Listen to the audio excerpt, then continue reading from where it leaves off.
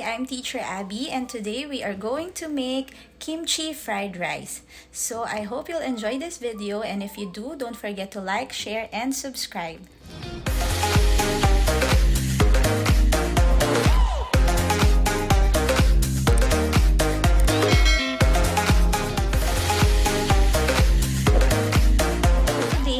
Hello! So ngayon po ay tayo magluluto ng kimchi fried rice. And gagawin po natin itong simple lang, hindi kaano kahirap. And since marami po sa atin ang nagki-crave at nanonood ng Korean drama, at least pwede na tayong makakain ng mga kinakain nilang. Katulad ng kimchi fried rice. So tara, tayo ay magluto.